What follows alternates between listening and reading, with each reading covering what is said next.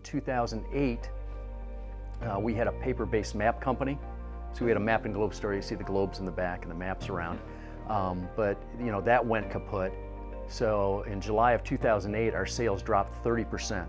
And we went, oh my gosh, what's going on? And it never recovered, right? It just kept going down. So it was maps on cell phones, right? And plus the economy. And so our sales plummeted. We ended up selling it to a billionaire in Pennsylvania. And when you're a billionaire, I guess you can have, you can do basically what you want, and you can have things that don't make money. So we sold that out to him, and then all of a sudden I remember waking up one morning and I said, I've literally got nothing to do. This is the weirdest thing to wake up and go, I don't have anything to do. Because I'm used to running a map company, I'm used to managing I still had my properties, but they were, I wasn't spending that much time in them because they were all full. And so I said, I got to reinvent myself. What do I do? And somebody says, well, you've got these rental properties. Why don't you jump into real estate? And I said, yeah, I don't really want to do that. And they said, well, prices are pretty good now. And I really hadn't been paying attention to what was going on in the economy. And I started looking at them, and they said, there's an auction coming up. Why don't you go to this auction? And it was a Williams & Williams auction. And I ended up, there was 2 properties going up for auction that day. And we met at the best house, which was in Sanford, but they were selling one in Deltona. The one in Sanford sold. There were 11 guys on the lawn. This was before it was online.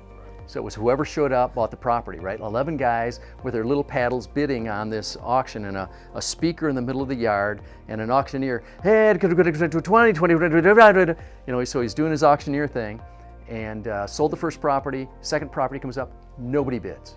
And I'm just there kind of watching this, right? I didn't even register. Well, all of a sudden, the second property goes up with nobody bidding. The auctioneer stopped the auction, and he said, is anybody interested in this property? Nobody's, not a peep. And I'm kind of looking around like this, and I went, well, I'm interested. And he said, well, where's your paddle? Where's your number? I said, well, I don't have one. He goes, well, you got to register. So a guy takes me over, gets me registered, and this guy says, I've been doing this for 22 years. He said, you can be the minimum, you can put in the minimum bid and be the winner at $10,000, but the owners don't have to accept your bid. So I've never seen them accept a minimum bid of $10,000. So with that knowledge, what would you like to do? And I said, I'd like to call my wife. Honey, yeah, I'm gonna buy another house.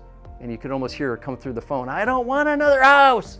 I said, honey, I'm gonna offer $15,000. She said, did you say 55? I said, no, 15,000. And she said, well, great, go ahead and do it. I said, well, I'm gonna buy it in my IRA as well. She said, oh, that's fine. So I put an offer of $15,000 in, which they accepted.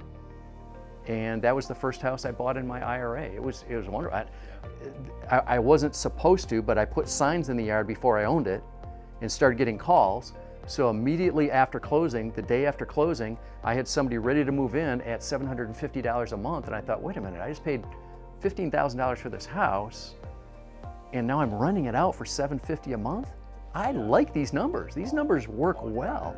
So I just started following the auction circuit and going with Hudson and Marshall and Williams and Williams and all the people that were auctioning off houses.